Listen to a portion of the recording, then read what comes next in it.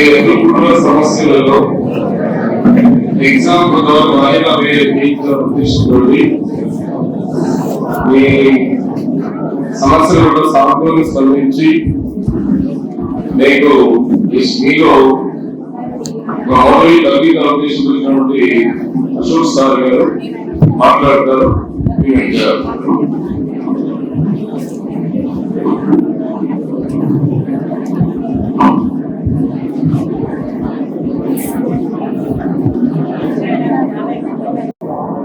Good afternoon everybody.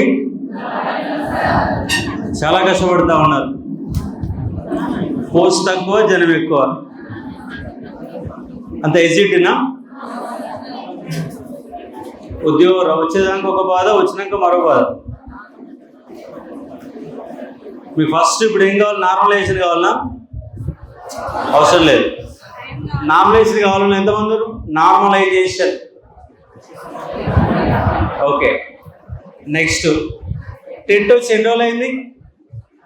TET exam రాసి ఎన్ని రోజులు అయింది? ఎంతమంది రాసి టెట్ ఎంతమంది రాశారు? మీరు మననే పాస్ అయ్యారు, అంత పాస్ అయ్యారు, మళ్ళీ రాసి మళ్ళీ పెంచుకున్నారు. మరి టెట్ ఎవరి వల్ల వచ్చింది? మన టెట్ నోటిఫికేషన్ ఎవరి వల్ల వచ్చింది? నేను 5 డిమాండ్లు పెడితే లాస్ట్ డిమాండ్ మీ టెట్ అనేది ఓకే చేశారు. ఓకే, మీకు టెట్ మననే వచ్చింది. డిఎస్సి ఎగ్జామ్ ఆగమాగం పెడుతున్నారు, గందరగోళం పెడుతున్నారు అనేది మీ వాదన. టైం కావాలనేది ప్రధానమైన డిమాండ్. ఎందుకంటే మీ సమస్యలు మీకంటే ముందు నాకాడికి వస్తాయి. సిలబస్ అనేది తగ్గారు, చదవాల్సింది.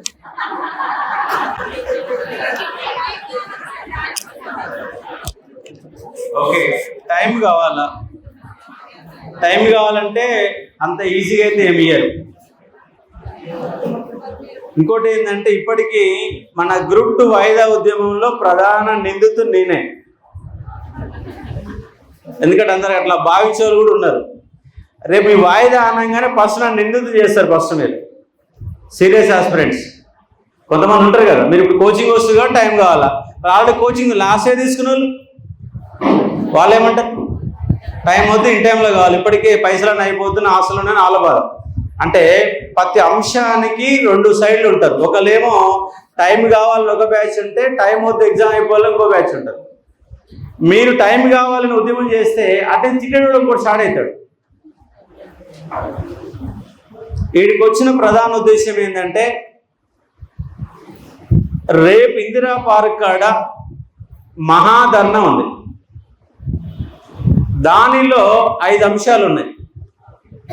గ్రూప్ 2, 3లో పోస్ట్ పెంచాలి, గ్రూప్ 1లో 1:100 ఇవ్వాలి, గురుకులాలలో రీలింక్ బేస్డ్ ఆప్షన్ ఇచ్చి 9210 ఉద్యోగాలు సంపూర్ణంగా నింపాలి, జీవో నెంబర్ 46 రద్దు చేసి గ్రామీణ ప్రాంత విద్యార్థులకు న్యాయం చేయాలి, మెగా డిఎస్సి 11,000 నుంచి 25,000 ఉద్యోగాలకు పెంచాలి. దానితో పాటుగా మీరు డిమాండ్ చేస్తున్నటువంటి టైం అనేవి ప్రధానమైన డిమాండ్. ఒకటే కాదు, అది ఉంటేనే మేము వస్తామని బయట నాతో ఇప్పుడు 2 వాదనలు పెట్టుకోరు. ఇప్పుడు మా డిఎస్సిని సపరేట్గా పెడితేనే మేము వస్తాం, అంత రామ్ సార్ అని కింద అంటున్నారు. సమస్య ఎక్కడ వస్తుందంటే, గ్రూప్ 2 వాడిది ఒక బ్యాచ్, గ్రూప్ 1 వాడిది ఇంకో బ్యాచ్, 46 వాడిది ఒక బ్యాచ్, డిఎస్సి ఇంకో బ్యాచ్. ఏ బ్యాచ్కి ఆ బ్యాచ్ ఉంటే ఏ బ్యాచ్ ముందర పడతలేదు. అందరిది ఒకటే బ్యాచ్, నిరుద్యోగుల బ్యాచ్. దానికి మీరు సమ్మతించి ఈడ ఉన్నోళ్ళంతా రేపు ఇందిరా పార్క్ కాడికి వస్తా అంటే, రేపటి దానిలో మీ గురించి మీ ఎవరైతే రిప్రజెంటేషన్ ఉన్నారో వాళ్ళతో మాట్లాడిస్తాం.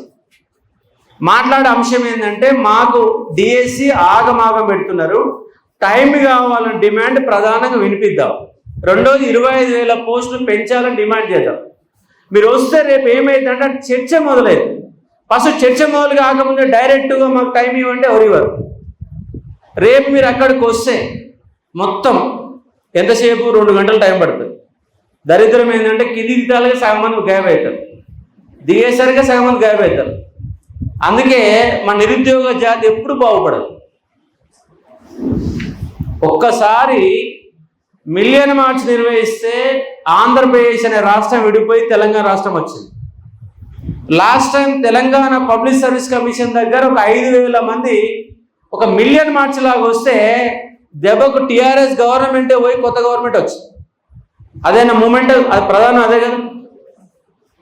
కాబట్టి ఈ గవర్నమెంట్ కూడా రేపు నేను ఏమంటున్నంటే టోటల్ మంత్రివర్గం అన్ని రకాల అంశాలు కలిపి మంత్రివర్గ సమావేశం కాదు, నిరుద్యోగులపైనే నిరుద్యోగ వ్యవస్థపైనే మంత్రివర్గం ఒక 2 గంటల పాటు మాట్లాడాలంటే రేపు మన యొక్క బలం ఏందో చూపెట్టాలి. రేపు ఒక మిలియన్ మార్చ్ లాగా ఇందిరా పార్క్ దగ్గర కార్యక్రమం నిర్వహించుదాము. రేపు ఈ 5 అంశాల గురించి మాట్లాడేటప్పుడు మీ డిఎస్సి సంబంధించిన అభ్యర్థులకి 15 నిమిషాలు మైక్ ఇస్తాం. ఆ 15 నిమిషాల మైక్లో మీ ప్రధాన డిమాండ్ వినిపించాలి. రేపు మీరందరూ అక్కడ మూకుమ్ముడిగా వస్తే ఎల్లుండి మళ్ళీ మీ వెంట నేను నడుస్తాను. ఎందుకంటే నేను డిఎస్సి రాయను, గ్రూప్ 2 రాయను, గ్రూప్ 1 రాయను, ఏ ఎగ్జామ్ రాయను నేను. పైగా నాకు డిఎస్సి ఇన్స్టిట్యూట్ కూడా లేదు. పోయినసారి నాకు టెట్ నా దగ్గర సిలబస్ వేయలేదు, అసలు క్లాస్ కూడా చెప్పేలా. అయినా కూడా మీ టెట్ అనే దాంట్లో ప్రధానంగా పెట్టి టెట్ అనేది వేసినాం. అందరికి స్వార్థం ఉంటుంది, నాకు స్వార్థం ఉంటుంది, నీకు స్వార్థం ఉంటుంది, అందరు స్వార్థమే కదా. రేపు మీకు డిఎస్ అంటేనే వస్తామని మీ స్వార్థమా కాదు? నాకు కూడా స్వార్థం ఉంటుంది. కానీ మీ అందరికంటే నాకు ఎక్కువ స్వార్థం ఏంటంటే ఈ సమాజానికి ఎంతో కొంత చేయాలా. అది లేకపోతే ఇదాక రామ్, మాకేం అవసరం లేదు. అందరిలో డబ్బులు సంపాదించుకొని ఇన్స్టిట్యూట్కి 1000 రూపాయలు ఎక్కువ ఫీజు పెట్టి డబ్బులు సంపాదించుకోవచ్చు. మనం చదువుకున్న వాళ్ళం మనమే సమాజం గురించి ఆలోచించకపోతే ఇంకెవరు చేస్తారు చెప్పండి? చేస్తారా? చెయ్యాలి. అంటే మనం ఆలోచన చేయాలి. రేపు మీ సమస్యతో పాటు అందరి సమస్యలు ఉన్నాయి.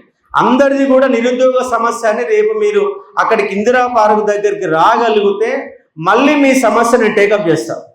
అశోక్ సార్ టేకప్ చేసిందంటే అవతల ఎంతమంది ఉన్నా అడ్డగా నిలబడతా. ఒకసారి మొదలు పెడితే మామూలు మొదలు పెట్టాను నేను. మన గ్రూప్ 2 పోస్టు పెరగాలని లాస్ట్ 3 నెలల సంది పంచాయతీ నడుస్తూనే ఉంది. కానీ మన ఎన్నికలు అయిపోయాక జంగు సైరన్ మొదలు పెట్టినాకనే వాళ్ళ రోడ్ల మీద అందరూ తిరుగుతున్నారు. ప్రభుత్వం వాళ్ళు తిరుగుతున్నారు, ప్రైవేట్ వాళ్ళు తిరుగుతున్నారు, అందరు గవర్నమెంట్ తరఫున ఎమ్మెల్సీలు తిరుగుతున్నారు, రియాజ్ తిరుగుతున్నారు, అందరు తిరుగుతున్నారు నేను మొదలు పెట్టినాకనే. అంటే మీ సమస్యని మళ్ళీ ఎజెండాగా మార్చాలంటే, ఎందుకంటే ఆల్రెడీ ప్రిపేర్ అయిన వాళ్ళు సీరియస్ వాళ్ళు ఉన్నారు, వాళ్ళతో మీరు పోటీ తట్టుకోవడం కష్టం. మళ్ళీ నోటిఫికేషన్ ఎప్పుడు వస్తుంది? ఎవరు తెలియదు, నీకు తెలియదు, నాకు తెలియదు. ఎందుకంటే 2017లో డిఎస్సి పడితే మళ్ళీ 2024 వాళ్ళు రేపు ఏమంటారు అంటే ఇయర్ క్యాలెండర్ ఇస్తాను గ్యారెంటీ ఉందా? ఇప్పటిదాకా కనీసం వాళ్ళు ఫిబ్రవరి 1వ తారీఖు నాడు ఇయర్ క్యాలెండర్ రావాలా. ఫిబ్రవరి 1 పోయింది, ఏప్రిల్ 1 పోయింది, జూన్ 1. వాళ్ళు ఆ ఇయర్ క్యాలెండర్ ఎంత మంచిగా ఉందంటే ఫిబ్రవరి 1 నాడు, ఏప్రిల్ 1 నాడు, జూన్ 1 నాడు ఫేజ్ 1, డిసెంబర్ 1 నాడు ఫేజ్ 2. ఇంతవరకు ఒక ఐఏఎస్ ఆఫీసర్ కూడా సమీక్ష కూడా పెట్టాల. అసలు ఇయర్ క్యాలెండర్ అంటే వాళ్ళకి అర్థం కూడా తెలియదు ఇప్పటిదాకా. నాకు తెలిసి ఏం పోస్టులు ఉన్నాయి, ఏ డిపార్ట్మెంట్లో ఏం కావాలి ఏం తెలియదు. ఏదో ఒకటి గాలిగా రాసి పెట్టి అవతల పడేసారు, మళ్ళీ ఓట్లు వేసుకుంటూ బయటపడ్డారు. ఇప్పుడు మనం వాళ్ళ మధ్య తిరగాల్సి వస్తుంది. రేపొక్క రోజు మన బల ప్రదర్శన చేద్దామనే ఉద్దేశంలో ఉన్నాం. రేపు బల ప్రదర్శన చేస్తే కంప్లీట్గా నిరుద్యోగుల పైన మంత్రివర్గ సమావేశం జరుగుతుంది, 100% జరుగుతుంది. మరి మీరు వస్తారా రారా? గట్టిగా వస్తలేదు సౌండ్. రేపు ఎగ్జాక్ట్లీ 10కి ఇక్కడికి వెళ్ళండి, 2 గంటలకు వచ్చి కూర్చోండి. Half day morning session class పోద్ది, అంతే, ఎక్కువ ఏం పోదు. మధ్యాహ్నం సెషన్ మీ క్లాస్. అవసరమైతే ఇంకా 2 గంటలు ఎక్కువ క్లాస్ చెప్పండి చెప్తా. అవసరమైతే ఎట్లా చదవాలంటే 1 గంట సేపు పాఠం తీసుకుంటా నేను. నాకు డిఎస్సి గురించి తెలుసు. నాకు మీ ఎట్లా మీకు మోటివేషన్ ఏమన్నా కనీసం మోటివేషన్ ఇస్తా పాఠం చెప్పకపోయినా కూడా. కానీ రేపటి ప్రోగ్రామ్ రండి. ఎల్లుండి నుంచి మీకు సంబంధించిన వాళ్ళు ఒక 10 మంది ఒక కమిటీ ఏర్పాటు చేసుకుంటే ఆ కమిటీతో కలిసి ఒక 3 రోజుల పాటు సన్నాహక కార్యక్రమాలు చేయాలి. ఒట్టిన డిఎస్ చేసి అటు పోతామంటే కుదరదు. ఏదైనా ముందస్తు ఒక 3-4 రోజుల పాటు చేసుకొని ఒక మీది మళ్ళీ ఒక ప్రోగ్రాం కండక్ట్ చేద్దామని చేద్దాం. రేపు మీరు అక్కడికి వస్తేనే నేను మళ్ళీ మీ వెంట వస్తారా మరి? పక్క రండి.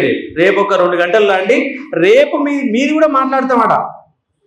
చాలా మంది ఏమంటారు అంటే గ్రూప్ 2లలో మాది కలిపేస్తారు, మమ్మల్ని మాట్లాడే అవకాశం ఏరంటారు. అవకాశం ఇస్తాను. రేపు ఆ స్టేజ్ మొత్తం కూడా మన కంట్రోల్లో ఉంటుంది. నేనే ప్రోగ్రామ్ చేస్తా.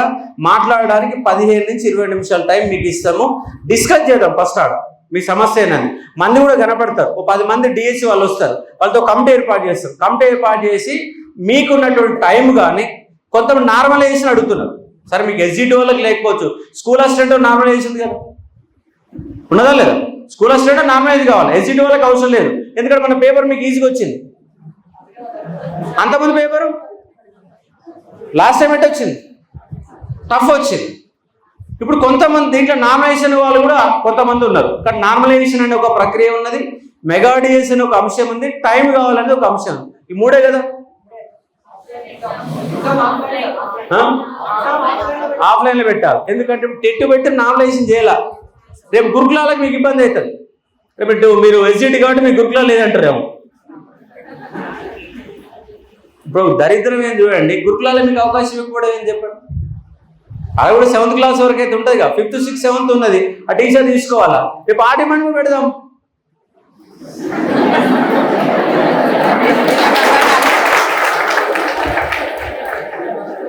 క్లాస్ స్టార్ట్ అయ్యేది ఎప్పుడు? 5th, 6th? మరి 5th మీరు పాఠం చెప్పొచ్చుగా, 6th చెప్పొచ్చు కదా, 7th చెప్పొచ్చు. మరి అయిపోయి ఇంకెక్కడ పంచాయతీ? మీరు గట్టిగా డిమాండ్ చేసి వస్తుంది. మీకు ఎస్జిటికి మీకు గట్టిగా డిమాండ్ చేసి వస్తుంది, అవకాశం ఉంటుంది. మీరేమంటారు? స్కూల్ అసిస్టెంట్ కావాలా మీకు? వద్దు. ఎందుకంటే ఆలోచన మీరు ఆడతారు. మళ్ళీ ఎవరు స్వార్థం వాళ్ళది. ఇప్పుడు అంటే మీకు స్కూల్ అసిస్టెంట్ వాళ్ళకి మీకు అవకాశం అంటే ఇప్పుడు అసలు ఈ నుంచి నన్ను పంపించేస్తారు ఇప్పుడు, అవునా? కాబట్టి మీకు కూడా ఎలిజిబుల్ ఉంటుంది. ఎందుకంటే 9th, 10th తప్ప ఇంటర్మీడియట్ వరకు కాలేజ్ ఉండొచ్చు. కానీ 5th to 8th 4 క్లాసెస్ చెప్పడానికి అవకాశం ఉంది. మీరు డిగ్రీ క్వాలిఫికేషన్ కనుకుంటే మీకు కూడా ఇవ్వమని డిమాండ్ చేయొచ్చు. ఇక్కడ రేపడైతే అక్కడ ప్రోగ్రామ్ రండి. మీరు అన్నటువంటి 3 అంశాలు: ఒకటి మీ మొట్టమొదటి డిమాండ్ టైము, రెండోది 25,000 పోస్టులు పెంచాలా, మూడోది నార్మలైజేషన్ అనే ప్రక్రియ. ఈ 3 అంశాల గురించి మాట్లాడే ఒక ప్రయత్నం చేద్దాం. ఎక్కువ స్ట్రెంత్ ఉన్నది. మీరు అమ్మాయిలకు బస్ పాస్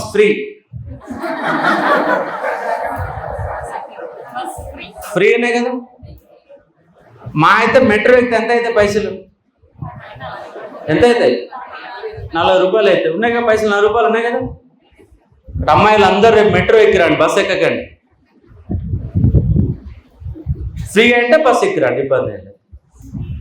రైలు అయితే 20 నిమిషాలు టైం మిగిలితే చదువుకుంటుంది. మళ్ళీ మొత్తం మీదనైతే మీరు మెట్రోకి వస్తారా, బస్కి వస్తారా, ఎట్లనన్నా 10 గంటలకు రేపు సార్ చెప్తా. టైం లేదని చెప్పేసి మళ్ళీ సార్ డిమాండ్ చేయొద్దు. మాకు టైం లేదు, క్లాసులు అయితే లేవని సారే చెప్పిండు. వాళ్ళ కాడికి పోతే ఇప్పుడు కష్టమవుతుంది సార్ నాకు అన్నాడు. రేపు మీరు ఆ ప్రోగ్రాంకి వస్తే ఎల్లుండి నేను మీ అంశం మీద మీ ఎవరైతే వాళ్ళతో మాట్లాడి మళ్ళీ ప్రోగ్రాం డిమాండ్ చేద్దాం. ఓకేనా? రేపైతే మస్టుగా ఇందిరా పార్కు ధర్నాకి 10 గంటలకు ఈ నుంచి వెళ్ళండి, 2 గంటలకి ఇక్కడ వచ్చి కూర్చోండి, సరిపోతుంది. హాఫ్ డే క్లాస్ పోతుంది. అయిపోయాక మీ టైం కోసం నేను టైం కేటాయిస్తాను. అక్కడ అంశం మీ డిమాండ్లు అయితే అక్కడ వస్తాయి. అయితే వీళ్ళు ఏమంటారు అంటే సపరేట్ మీటింగ్ అంటారు. అది కూడా పెడదాం, అది కూడా డిమాండ్ చేద్దాం. ఒక్కసారిగా 500 మంది పోతే ఆఫీసర్లు అయినా వినాల్సిందే, మంత్రులు వినాల్సిందే. అక్కడ ఆల్రెడీ క్లాస్ రూమ్లలో ఉన్నారు కాబట్టి సపరేట్ మీద ఒక 3000 మందితోని అక్కడ ఇందిరా పార్క్ కాడ ధర్నా చేయొచ్చు, అవసరమైతే ముట్టడి చేయొచ్చు, ఏ కార్యక్రమం చేయొచ్చు. అది కూడా టేకప్ చేసుకుందాం. మళ్ళీ టైం వేస్ట్ చేయకుండా రేపు 20వ తారీఖున ఇది అయిపోతే ఒక 5 రోజులు టైం తీసుకొని దాన్ని సపరేట్గా ఒక డిజైన్ చేసి ఒకటే రోజు ముట్టడి చేద్దాం. చేసే సమస్య వెలుగులోకి వస్తుంది, పరిష్కారం కావడానికి అవకాశాలు ఉంటాయి. ఎప్పుడైనా ఉద్యమం చేస్తే 100 కొంత సక్సెస్ రేట్ ఉండొచ్చు, ఉండకపోవచ్చు. కానీ 99% అయిపోయినాక కూడా 1% కూడా మనం ఉపయోగించుకోవాలి. That is the plan. పోయినసారి అసెంబ్లీలో కేసీఆర్ ఏమన్నాడు? గ్రూప్ 2 తప్ప అన్ని వాయిదా వేస్తామని చెప్పాడు. గ్రూప్ 2 తప్ప అన్ని వాయిదా వేస్తామని చెప్పాడు. మనం ఉద్యమం చేసినాక ఏమైంది? అన్ని ఎగ్జామ్లు నడిచినా ఇది వాయిదా పడింది. అంటే 99% అయిపోయినాక 1% మనం ఉపయోగించుకున్నాం. అప్పటి వరకు కూడా ఏమి కాదు, అవుతుంది అన్న ధీమాతో మాట్లాడినట్టు ఒకే ఒక వ్యక్తి అశోక్ సార్ మాత్రమే. ఒకటే గుర్తుపెట్టుకోండి, అమ్మాయిలు ఎక్కువ మంది కూడా చెప్తున్నా, జీవితంలో భయపడొద్దు. భయపడొద్దు. రెండోది, పక్కోళ్ళు ఏమనుకుంటారు అనే అంశాన్ని మర్చిపోవాలి. మన జీవితం మొత్తం పక్కోడి మీద ఆధారపడి ఉంటుంది. అవునా కాదు? పక్కోళ్ళే, పక్క జాబ్ వచ్చి నీకు రాలా, పక్క ఉద్యోగం చేస్తూ మీరు చేయట్లే.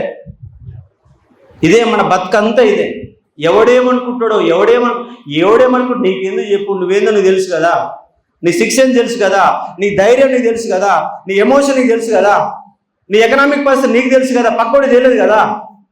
కాబట్టి పక్కోడిని పక్కన పెట్టేసేయి, భయపడకు. ఫస్ట్ ఎవరు భయపడద్దు? ఇద్దరు వ్యక్తులు భయపడొద్దు, అమ్మాయిలు కాబట్టి. ఒకటి భర్తకు, రెండు అత్తకు.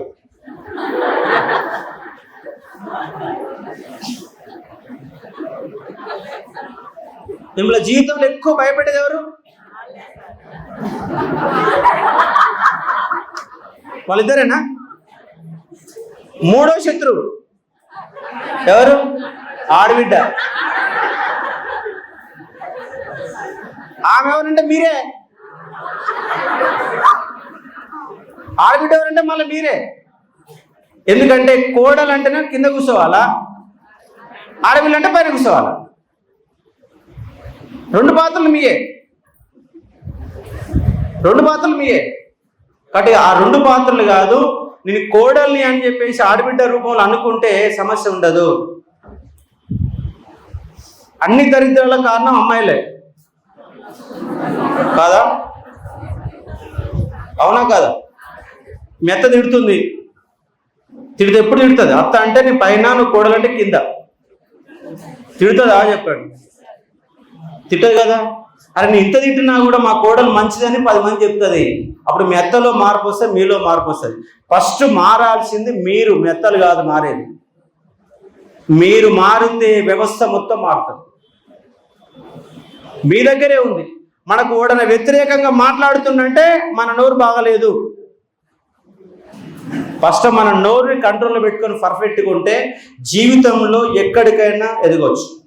చాలామంది భర్తలు పంపాలంటే పంపరు, కానీ నీ శక్తి సామర్థ్యాలు నాది, ఇది నేను ఈ విధంగా కష్టపడ్డాలని అర్థమవుతాడు చెప్తుంటే ఎవడైనా అర్థం చేసుకుంటాడు. చేసుకోరా? కంపల్సరీ అర్థం చేసుకుంటారు. కాబట్టి ఎప్పుడైనా మన ఆలోచన విధానం పాజిటివ్లో ఉండాలి. Be positive. భయం ఉండొద్దు. పక్కోడిని పట్టించుకో. నువ్వు జీవితంలో ఎదగకపోతే అన్నాడు. నువ్వు ఏం కావాలనుకున్నావు అదైతే పక్క అవుతావు. గవర్నమెంట్ ఉద్యోగం ఒకటే గొప్ప కాదు, గవర్నమెంట్ ఉద్యోగం రాని వాడే గొప్పగా ఉంటాడు. తెలివి ఉన్నోడు ఎవడు గవర్నమెంట్ ఉద్యోగం చేయొద్దు.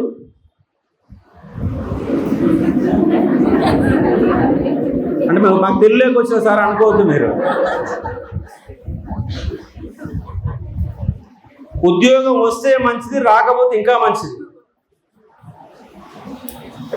రాకపోతే ఇంట్లో కూర్చుంటే కాదు, అంతకు మించి ఆలోచన చేస్తే నువ్వు ఎసిడ్ అయితే 50,000 రూపాయలు సంపాదిస్తే నీలో దమ్ము ఉంటే నెలకు 1,00,000 రూపాయలు సంపాదించవచ్చు. నువ్వు ఒక్కడు ఉద్యోగం పొందడం కాదు, 10 మందికి ఉద్యోగాలు కల్పించే స్థాయి మన కాడ ఉంటుంది. నిజంగా మన శక్తి సామర్థ్యాలు ఉపయోగిస్తే మనం ఎదగొచ్చా లేదా? దట్ ఈస్ మన లైఫ్ స్టైల్ మార్చుకోవాలి. ఆ లైఫ్ స్టైల్ మార్చుకుంటే మన చదివిన చదువుకు అర్థం ఉంటుంది. మనం 15 ఏళ్ళు చదివిన, 1 సంవత్సరంగా చదివింది 15 years.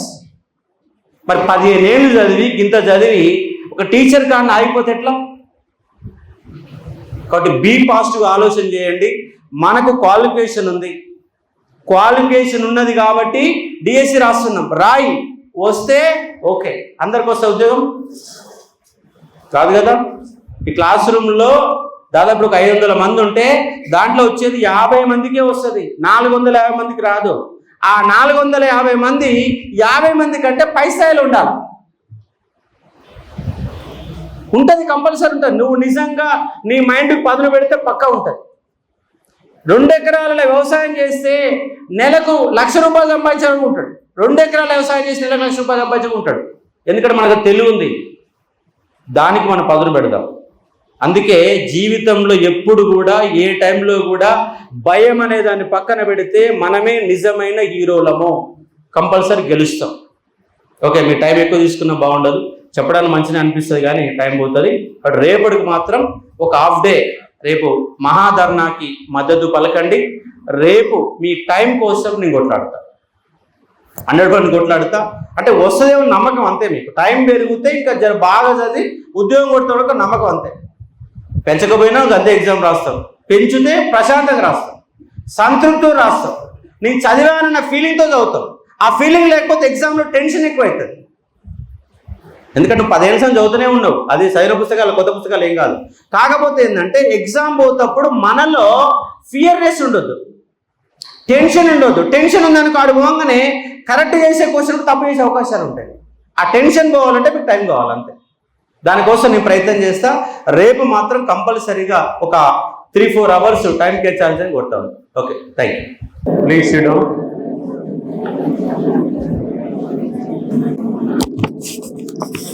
అందరికీ నమస్కారం. అంత స్కూల్ స్టూడెంటా, ప్రాస్పెక్టివ్ మెథడా, క్లాస్ సోషల్ మెథడ్? ఓకే, రేపు మనకు ఇందిరా పార్క్ వద్ద ధర్నా ఉంది, మహాధర్నా ఉంది, నిరుద్యోగుల ధర్నా ఉంది. మీరంతా నిరుద్యోగులే కదా? నాట్ ఓన్లీ డిఎస్సి ఒకటే కాకుండా గ్రూప్ 2, 3లో పోస్టులు పెరగాలి. రెండోది గ్రూప్ 1లో 1:100 ఇవ్వాలి. మూడవది గురుకులాలలో కంప్లీట్గా 9,210 ఉద్యోగాలు నింపాలి. మూడవది జీవో నెంబర్ 46 కూడా పరిష్కరించాలి. ఫైనల్గా డిఎస్సిలో మెగా డిఎస్సి నిర్వహించాలి. మీరంతా స్కూల్ అసిస్టెంట్ పోస్టులు ఉన్నాయా? స్కూల్ అసిస్టెంట్ ఏడా పోస్టులు లేవు. మరి ఎంతమంది ఏం చదువుతున్నారు? మరి పోస్టులు లేవు. 1, 2, 3. మరి ఏం చేస్తారు? చదువుకొని ఏం చేస్తారు? చదువుకొని ఏం చేస్తారు? నాలెడ్జ్ వస్తా అంతే. ఎందుకంటే పోస్టులు లేవాడు. అక్కడ ఆ పోస్టులు పెరగాలి. ఇంకా మీకు వేధిస్తున్న మరొక సమస్య ఏంటంటే నార్మలైజేషన్ చేయాలి. చేయాలవుదా? చేయాలని చేద్దండి. Normalisation okay. నార్మలైజేషన్ తెలుసా? అసలు నార్మలైజేషన్ తెలుసా? తెల్లవాళ్ళు చేద్దాం. నార్మలైజేషన్ అంటే నాకు తెలియకపోవచ్చు కదా, మీకు తెలియదు. ఎందుకంటే మీకు 33 జిల్లాలల్లో ఆన్లైన్ ఎగ్జామ్ పెట్టారు. ఒక దగ్గర ఈజీ వచ్చింది, ఇంకో దగ్గర టఫ్ వచ్చింది. రెండింటిని ఈక్వల్ చేయాలి. ఆ చేయడానే నార్మలైజేషన్ ప్రక్రియ. దాని మ్యాథమెటికల్లీ ఒక లెక్క ఉంటే ఆ లెక్క ప్రకారం చేస్తారు. అది చేస్తే ఏమైందంటే 73 ఉన్న వాళ్ళకి 82 వస్తాయి, 89 ఉన్న వాళ్ళకి 92 వస్తాయి, 58 ఉన్న వాళ్ళకి 65 అవుతాయి. ఈ 3 లెక్కలని చెప్పిన ఎస్సీ ఎస్టీలకు 60 క్వాలిఫై కావాలా, బీసీలో 75 కావాలా, ఓసీలో 90 కావాలా. 3 కేటగిరీస్ ఉన్నాయి. నార్మలైజేషన్ చేస్తే చాలామంది బయటపడడానికి అవకాశం ఉంటుంది, కొంత పర్సంటేజ్ పెరగడానికి అవకాశాలు ఎక్కువ ఉంటాయి. ఎందుకంటే చాలా ఫోన్లు వచ్చినాయి నాకు. కనీసంగా ఒక 40-50 మంది ఫోన్ చేస్తే నేను నార్మలైజేషన్ మీద ఒక వీడియో చేశాను. అధికారులకు సోయి లేదు, అడుగుతే వితండవాదం చేస్తున్నారు. ఎందుకంటే మీరంతా 95%, 5% జిల్లా స్థాయిలో 5% ఓపెన్ కోటా ఉంటుంది. ఆ ఓపెన్ కోటాలో మీరు రాసేటప్పుడు ఈ నార్మలైజేషన్ చేయకపోతే ఎక్కువ మార్కులు వచ్చిన వాళ్ళతో మీరు పోటీ పడలేరు. కాబట్టి కంపల్సరీ నార్మలైజ్ చేయాలి. పైగా మీరు స్కూల్ అసిస్టెంట్ ప్రిపేర్ అవుతున్నారు కాబట్టి మీరంతా టీజీటీకి ఎలిజిబుల్. మీరంతా టీజీటీ పోస్ట్ ఏంది? Zonal post. ఒక్కొక్క జోన్లో 4 జిల్లాలు ఉన్నాయి. మరి ఆ 4 జిల్లాలలో నీకు తక్కువ మార్కులు వస్తే వెనకబడ్డట్టే కదా. ఎందుకంటే టెట్ అనేది ప్రతి 7.5 మార్కులకు ఒక మార్కు కౌంట్ అవుతుంది, ప్రతి 7.5 మార్కు ఒక మార్కు. కానీ డిఎస్సిలో పాయింట్ రూపంలో పోతాయి, పాయింట్ రూపంలో ఉద్యోగాలు పోతూ ఉంటాయి. కాబట్టి నార్మలైజేషన్ కూడా చాలా ఇంపార్టెంట్. పైగా పోస్టులు పెరగాల, మెగా డిఎస్సి కావాలంటే మెయిన్గా స్కూల్ అసిస్టెంట్లు చాలా తక్కువ ఉన్నాయి. దానికి గల కారణాలు ఏమిటంటే మనమే. నేను హైదరాబాద్లో ఉన్నా, నా 2 పిల్లల్ని ప్రైవేట్ స్కూల్లో చదివిస్తున్నాను, గవర్నమెంట్ స్కూల్ పంపిస్తలే నేను. ఎందుకంటే నమ్మకం కోల్పోయింది గవర్నమెంట్ స్కూల్. ఆ నమ్మకాన్ని పెంచాలి. ఫస్ట్ గవర్నమెంట్ స్కూల్ పైన నమ్మకాన్ని పెంచగలిగితేనే పోస్టులు వస్తాయి. గమ్మత్ ఏంటంటే చదువుకున్న వాళ్ళందరూ మాకు ఉద్యోగాలు కావాలి, కానీ మన పిల్లలకు మాత్రం ప్రైవేట్ స్కూల్ కావాలి. పిల్లలు ఉన్న వాళ్ళు గవర్నమెంట్ స్కూల్ పంపిస్తారు, చేతెత్తాడు. గవర్నమెంట్ స్కూల్ 3 ఉన్నారు, ప్రైవేట్ స్కూల్ పంపిస్తారు, చేతెత్తాడు. ఎత్తాలంటే కూడా భయపడుతుంది. ఫస్ట్ నేను కూడా ప్రైవేట్ స్కూల్కి పంపిస్తున్నా, ఊర్లలో ఆటోలు ఇచ్చి పంపిస్తున్నాం. మరి పోస్ట్ హ్యాండ్ చేస్తే చెప్పండి. ఇక్కడ దీంట్లో సిస్టంలో చేంజ్ రావాలి. నువ్వొక్కడో నేనొక్కడో మాట్లాడితే కాదు, వ్యవస్థలో మార్పు వస్తేనే గవర్నమెంట్ స్కూల్ బాగుపడుతుంది. ఢిల్లీలో ప్రతి గవర్నమెంట్ స్కూల్ కార్పొరేట్ స్థాయిలో నడుస్తుంది, ప్రైవేట్ స్కూళ్ళని మూతపడ్డాయి. ఒకరోజు కేరళలో గవర్నమెంట్ స్కూళ్ళల్లో చదివే వాళ్ళ శాతం 17%, ఓన్లీ 17% మొత్తం ప్రైవేట్ స్కూల్ వచ్చినాయి. 55,000 మందిని ఒకటే ఒక సంతకంతో ఇంటికి పంపించారు. అప్పుడు అచ్యుతానందన్ అనేటటువంటి ముఖ్యమంత్రి వచ్చి గవర్నమెంట్ స్కూల్ ఎందుకు మూతపడ్డాయి అన్న చర్చ మొదలుపెట్టి ఆ 55,000 మందిని పిలిపించాడు. మీ అందరూ నేను ఉద్యోగాలు ఇస్తా, నేనేం చేయాలో చెప్పండి, మీరేం చేస్తారో చెప్పండి, నాలో చెప్పండి. అప్పుడు మీ గవర్నమెంట్కి వెళ్ళి మాకు సహకారం కావాలి అంటే ప్రతి గవర్నమెంట్ హై స్కూల్కి ₹1 కోటి నిధులు ఇచ్చాడు ఆయన. ప్రతి గవర్నమెంట్ హై స్కూల్కి ₹1 కోటి నిధులు ఇచ్చాడు. వాళ్ళు ఏమన్నారంటే మా గవర్నమెంట్ స్కూల్ యొక్క టైం 9:30, మీ 8 గంటలకు వస్తాం సార్ అని చెప్పారు. బడిని బతికించుకున్నారు. 17% ఉన్నటువంటి గవర్నమెంట్ స్కూల్ ఎన్రోల్మెంట్ ఇవాళ 93%, 93%. ఎవరు తలుచుకుంటే అయింది? ఒక ముఖ్యమంత్రి తలుచుకుంటే పని అయింది. మన ముఖ్యమంత్రి తలుచుకుంటాడా? మన ముఖ్యమంత్రికి ఏం రాదు. వస్తుందా? చెప్పలేకపోతారు. రాదని నోట్లో ఉంది అని చెప్పలేకపోతారు. రాకపోయినా చెయ్యాలన్న తపన ఉంటే సరిపోతుంది అని చెప్పిండు. మన గవర్నమెంట్ స్కూల్ గురించి మంచి చెప్పిండు. మార్సాన్ని ఒక భరోసా ఇచ్చాడు. మనమందరం కనుక చైతన్యవంతమై ఒక నిరుద్యోగులు అనే వాళ్ళకు డిఎస్సీ అభ్యర్థులు 1,00,000 మంది రోడ్డు మీదకి వచ్చి మా గవర్నమెంట్ స్కూల్ బాగా చేసే బాధ్యత మాది అని కనుక మనం కనుక సీరియస్ తీసుకుంటే గవర్నమెంట్ స్కూల్ 1 yearలో బాగు చేయొచ్చు. కష్టం ఏమి కాదు. ఎగ్జామ్ రాయండి. ఫస్ట్ రాసిన తర్వాత ఈ వ్యవస్థ పైన నేను కొట్లాడినప్పుడు అందరూ మద్దతు నిలబడితే కంపల్సరీ అవుతుంది. సరే, ఇదంతా చెప్పడానికి వినడానికి మంచిగా ఉంటుంది, సార్ టైం వేస్ట్ అవుతుంది. ఎందుకంటే నేను ఒక టీచర్ని కాబట్టి ఎంతసేపు అయినా మాట్లాడతాం. మాకు మాట్లాడే దేవుడు ఇచ్చిన వరం ఏంటంటే స్పీచ్ ఇవ్వడమే నేర్పిస్తాడు. ఫస్ట్ అది వస్తేనే ఫ్యాకల్టీ నిలబడగలుగుతాం. నేనేమంటున్నంటే రేపటి ధర్నా మీ ఒక్కరిది కాదు, అందరిది. అందరంటే నిరుద్యోగులది. మీరందరు నిరుద్యోగులే, గ్రూప్ 2 వాళ్ళు నిరుద్యోగులే, గ్రూప్ 1 నిరుద్యోగులు, అందరు నిరుద్యోగులే.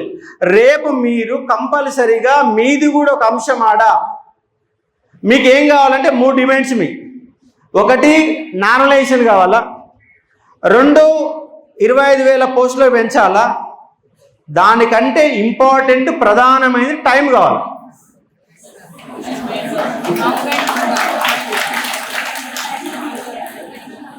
ఎందుకంటే నాకు వచ్చే ఫోన్లోనే గయ్యే రోజు నాకు ఏ సంబంధం లేదు, డిఎస్సికి నాకు సంబంధమే లేదు. ఎందుకంటే నాకు ఇష్యూ లేదు. కానీ ఫోన్లు ఎవరికి వస్తాయి? మీ లక్ష్మీనారాయణ సార్ రావు, నాకు వస్తాయి. కాబట్టి మీకు మద్దతుగా నేను నిలబడతా. రేపు జరిగే ప్రోగ్రాం, ఎందుకంటే దాంట్లో ముందంజలో నేనే ఉన్నా. చాలామంది కొట్లాడుతున్నారు, అందరూ సపోర్ట్ చేస్తున్నారు, ఎవరి స్థాయిలో వాళ్ళు కొట్లాడుతున్నారు. దాంట్లో నాది ఒక ప్రధాన పాత్ర నాది ఉండొచ్చు. రేపటి ధర్నాకి 10 గంటలకి ఇక్కడికి వెళ్ళి క్లాస్కు రండి. ఒక 1/2 అవర్ క్లాస్ చెప్పండి సార్, చెప్తా, సార్ కూడా చెప్తా. 10:30కి ఇక్కడికి వెళ్ళి బయలుదేరండి. 11కి అక్కడికి వస్తారు. 11 నుంచి 1 గంట వరకు అక్కడ ఉండండి. 1:30 వరకు ఉండండి, అంతకంటే ఎక్కువేం అవసరం లేదు. 2 గంటలకు మళ్ళీ వచ్చి క్లాస్లో కూర్చోండి. రేపు కనుక మీరు కింద పైన మొత్తం కలిపితే 500-600 మంది పైన ఉన్నారు. ఈ 500 మెంబర్స్ కనుక రేపడ ప్రత్యక్షమైతే రేపు మీరున్న మీ 3 డిమాండ్లు, 1 నార్మలైజేషన్, 2 పోస్టుల పెంపు, 3 టైం. ఈ 3 అంశాలపైన నేను నిలబడతా, మీకు అండగా నిలబడతా. మీకు సంబంధించి ఒక 10 మందితో ఒక కమిటీ ఏర్పాటు చేసి ఆ కమిటీ పోయి ముందుగా ఒక మెమోరాండం ఇచ్చి, ఫస్ట్ మెమోరాండం ఇచ్చి వాళ్ళ కనుక ఏమన్నా పాజిటివ్ లేకపోతే ఒక ముట్టడి కార్యక్రమాన్ని ఒక ప్లాన్ చేస్తాం. చేస్తే మెగా డిఎస్సి సాధ్యం కాకపోయినా నార్మలైజేషన్ టైం అనేది అయితే ఇవ్వడానికి అవకాశాలు ఎక్కువ ఉంటాయి. ఈ రెండు అయితే పక్క కావడానికి అవకాశాలు ఉంటాయి. కానీ దాన్ని సపోర్ట్ చేస్తా. రేపటి ప్రోగ్రాముకు మీది అనుకుని రాండి. దాంట్లో కూడా మీ డిఎస్సి సంబంధించి ఎవరైనా ఒక్కరిని 15 నిమిషాల పాటు మీ సమస్యల మీద మాట్లాడడానికి నేను అవకాశం ఇస్తాను. నేను మాట్లాడతాను, నేను జనరల్గా చెప్తాను. మీరప్పుడు ఎందుకు నామినేషన్ ఎందుకు కావాలా, మెగా డిఎస్ ఎందుకు కావాలా, మేము ప్రభుత్వాన్ని ఎందుకు గద్దె మీద కూర్చోబెట్టడం గల కారణాలు ఏంటి, మొత్తంగా మాట సమీపరంగా మీరు ఒక 15 నిమిషాలు మాట్లాడడానికి అవకాశం ఇస్తాం. మనకు రాష్ట్రంలో ఎక్కువ మంది రాసే ఎగ్జామ్లు 3 ఉంటాయి. 1 DSC, 2 police recruitment board, 3 group 2, 3.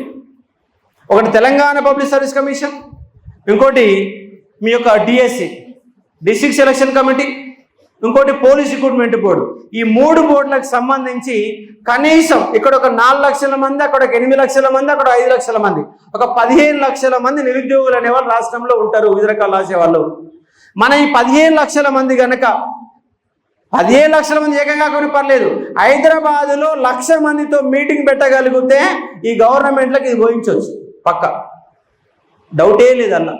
5,000 మంది తెలంగాణ పబ్లిక్ సర్వీస్గా ముట్టడి చేస్తే గవర్నమెంటే చేంజ్ అయింది. రేపు కనుక ఇందిరా పార్క్ 5,000 మంది మనం ప్రత్యక్షమైతే తెల్లారే క్యాబినెట్ మీటింగ్ పెడతా నిరుద్యోగుల పైన. ఎందుకంటే ఈ అండ్రెస్ట్ కనుక పెరిగితే రేపు స్థానిక సంస్థల ఎన్నికల మీద బడిన పడుతుంది, తర్వాత మొత్తం ప్రభుత్వం మీదనే పడడానికి అవకాశం ఉంది. ఎందుకంటే తెలంగాణలో ఇవాళ అందరికంటే ఎక్కువ బాధపడేవాడేవాడు అంటే నిరుద్యోగి, అవునా కదా? ఎందుకంటే నువ్వు డిగ్రీ చేసినావు, పీఈ చేసినావు, పిహెచ్డీ చేసినావు, బీఈడీ చేశారు, అన్ని క్వాలిఫికేషన్ ఉన్నాయి, 30 ఏళ్ళు వచ్చింది, పెళ్లి కావడం లేదు, పెళ్ళైనోడికి ఉద్యోగం లేదు, ఉద్యోగం వచ్చినా 15,000 దాటట్లేదు, ప్రైవేట్ స్కూల్లో పనిచేస్తే 8,000 రూపాయలు వస్తుంది. 8,000 అమ్మాయిలు ఎంతమంది పనిచేస్తారు ప్రైవేట్ స్కూల్లో చెప్పండి? ఎంతమంది చేస్తుంది? ఎంత వస్తుంది జీతం? ఎంత? 8,000. ఇప్పుడు మీ ఊర్లో ఒక మహిళ పని పోతుంది, ఆమెకి ఎంత వస్తుంది? ఎంత? డైలీ కనీసంగా మహిళలు పనికి పోతే 500 రూపాయలు, పత్తి ఏరితే 800. ఎందుకు? కిలోకు 10 రూపాయలు. కిలోకి 10 అంటే 80 కిలో ఏరుతారు. రోజు 600 నుంచి 800 వస్తుంది. రోజు 700 రూపాయలు వేసుకుంటే నెలకి ఎంత? 20,000 రూపాయలు. నీ జీతం ఎంత? 8,000 రూపాయలు. ఆ 8,000 రూపాయలు రెడీ కావడానికి నీ 3,000 పోతాయి.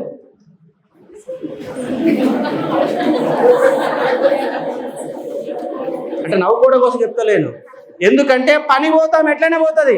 నువ్వు ఎట్లా పడితే అట్లా పోతావా? నీట్గా పోవాలా, రెడీ అయిపోవాలా, పొద్దుగా లేవాలా, సిస్టమేటిక్ పోవాలా, 8 గంటలకు స్కూల్లో ఉండాలా, సాయంత్రం 6 అయినా పని చేయాలి. వాడికి భయపడుతూ పని చేయాలి. కూలిపోయినా ఏముంటుంది, నువ్వు కావతే రేపు ఇంకోలో పోతాపో ఉంటుంది, అవునా కదా? కానీ ప్రైవేట్ స్కూల్లో జాయిన్ అయిన నువ్వు నీ బతుకు మీద భరోసా లేక భయంగా ఆ డైరెక్టర్ ఎవరు చెప్తే అటు చెప్పినాల్సిన పరిస్థితి ఉన్నది. అంటే భయంగా బతుకుతున్నాం. ఇంటికాడ కూలి పని చేసే వాళ్ళు స్వతంత్రంగా బతుకుతున్నారు. 8,000తో బతుకుతున్నాం. చదివిందేమో పీజీ చేసినాం, 15 ఏళ్ళు చదివినాం, 17 ఏళ్ళు చదివినాం, 20 ఏళ్ళ పాటు చదివినాం. మరి 8,000కు పని చేస్తే అది మానసిక సంఘర్షణ కాదా?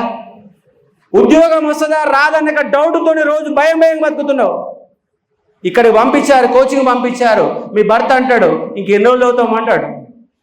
మీ అత్త అంటది పిల్లలు పక్కన పెట్టేసి ఏం చదువమ్మా బంద్ చేయి, చదివిన కాడ చాలే అంటది. ఇంటి పక్క అంటది ఒక రాదు, ఎప్పుడు చదువుతూనే ఉంటుంది అంటది. ప్రతిరోజు తెలంగాణలో కాదు ఇండియా వ్యాప్తంగా ఒక నిరుద్యోగి మానసిక సంఘర్షణ పడుతున్నాడు. ఎందుకంటే చదివిన చదువుకు వచ్చే జీతానికి సంబంధం లేదు. నీ చదివిన చదువుకి ఎంత లేదన్నా దరిద్రానికి నువ్వు ఫ్రీగా రిలాక్స్గా ఉండాలంటే నెలకు 50,000 రూపాయలు జీతం కావాలా? కానీ వచ్చే ఉద్యోగాలు లేవు. హైదరాబాద్ ఉంది, ఆంధ్రోళ్ళ అడ్డాగా మారిపోయింది. 80% ఉద్యోగులు ఆంధ్రోళ్ళ గుప్పెట్లో ఉన్నాయి. మనం పోయి రెజ్యూమ్ ఇస్తే పక్కన పడేస్తున్నాడు. ఫార్మా రంగంలో 95% ఆంధ్రోళ్ళే ఉన్నారు.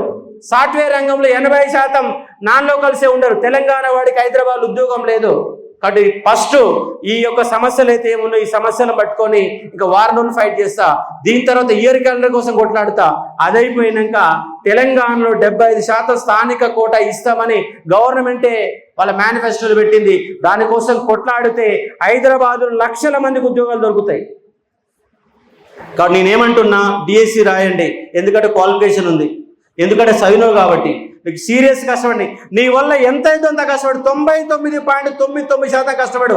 రాకపోయినా ఏం బాధపడకు, నీకు తెలివి ఉన్నది. నీ చదువుకున్న అంశాన్ని మీరు ఆలోచన చేసి, కొత్తగా ఆలోచన చేసి 10 మంది కలిసి మీరే స్కూల్ పెట్టండి.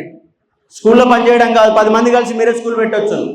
మీరే ప్రశాంతంగా ఓనర్ అనే ఫీలింగ్తో బడి నడిపించవచ్చు. కాబట్టి కొత్త కొత్త ఆలోచన చేద్దాం. నెక్స్ట్ నా యూట్యూబ్ ఛానల్ ద్వారా మీ అందరినీ చైతన్యవంతం చేసే ప్రయత్నం చేస్తా. ఊళ్ళు తిరుగుతాం, చైతన్యవంతం చేస్తాం. ఒక 50 మందిని మొత్తంగా మేధావులందరూ ఒక చిత్రం మీద తీసుకొచ్చి పని చేసుకుందాం. మన రాష్ట్రాన్ని మనమే బాగు చేసుకోవాలి, ఎవడో బాగు చేయడు, మనమే బాగు చేసుకోవాలి. కాబట్టి మీరు కూడా ఈ సమాజం కోసం 100 రూపాయలు సంపాదిస్తే దాంట్లో ఒక 5 రూపాయలు సమాజం కోసం ఖర్చు పెట్టండి. మీ టైంలో ఒక 10% సమాజం కోసం ఖర్చు పెట్టండి. నీ ఊరు గురించి ఆలోచన చేయి, నీ మండలం గురించి ఆలోచన చేసేయి, నీ నిరుద్యోగం గురించి ఆలోచన చేయి. కంపల్సరీగా అందరూ బాగుపడతాం. స్వార్థం ఉండాలా, మనమే బాగుపడాలా, స్వార్థం ఉండాలా, మనతో పాటు మన పక్కోడు కూడా బాగుండాలన్నట్టు స్వార్థం ఉంటే నువ్వు బాగుపడతావు. నిన్న మహబూబ్నగర్లో హత్య జరిగింది. చంపింది ఎవడు చంపిండు? అని కుటుంబ సభ్యుడే చంపిండు. కొట్టింది ఎవడు? ఒకటే తాత పుట్టినటువంటి అన్నదమ్ములు, ఒకటే తాత పుట్టినాడు. అంటే మానవ విలువలు ఎంత తగ్గుతుందో చూడండి. మన కుటుంబం ఉండి ఓర్చలేనప్పుడు పక్కన ఎట్ట ఓరుస్తాం? కాబట్టి మానసికంగా కొంత మార్పు చెందుదాం. రేపు స్కూళ్ళల్లో కూడా పిల్లలలో పరివర్తన తీసుకొచ్చే ప్రయత్నం చేయండి. మన వ్యవస్థలో పనిచేసే భాగస్వాములు అవుదామని చెప్పే ప్రయత్నం చేస్తున్నా. రేపు ఒక రోజు మాత్రం కంపల్సరీగా ఇందిరా పార్కు ధర్నాలో భాగస్వాములు కండి. నేను మళ్ళీ 21వ తారీఖు నుంచి మీ డిఎస్సీలతో ఒక మీటింగ్ పెట్టి మీ టైం సెన్స్ గురించి, నార్మలైజేషన్ గురించి, పోస్టుల పెంపు గురించి, ఈ 3 అంశాలపైన నేను మళ్ళీ ఒక ప్రణాళిక ఏర్పాటు చేసి ఒక 25 తారీఖు లేదా 28 తారీఖు వరకు ఒక ముట్టడి కార్యక్రమం ఏర్పాటు చేసి అట్లీస్ట్ టైం అండ్ నార్మలైజేషన్ కూడా పెంచుకోవచ్చు. ఒకవేళ మన రిటైర్మెంట్ అయిన పోస్ట్ కూడా కలిపితే సంతోషమే, న్యాయం చేయడానికి అవకాశాలు ఎక్కువ ఉంటాయి. మన ప్రయత్నం మొదలు పెట్టకపోతే ఏది కాదు. ఇక్కడ రేపు మాత్రం ఒక మహాధర్నా లాగా 5 నుంచి 10,000 మంది కనపడి ప్రభుత్వాన్ని భయపెట్టే ప్రయత్నం చేద్దామన్న ఉద్దేశంతో ఇక్కడ మన మిత్రులు పిలిచి ఇక్కడికి నేను వచ్చాను. దానికి మీరు సహకరిస్తారని చెప్పేసి భావిస్తా ఉన్నా. వస్తారా? ఎంతమంది వస్తారు ఇందిరా పార్క్ ధర్నాకి? మిగతా కొంత చేతులు ఎత్తలేదు. అందరు రావాలి, అందరిది మన బాధ్యత. కంపల్సరీ వచ్చే ప్రయత్నం చేయండి. అమ్మాయిల్లో బస్ కిరాయి ఉందా?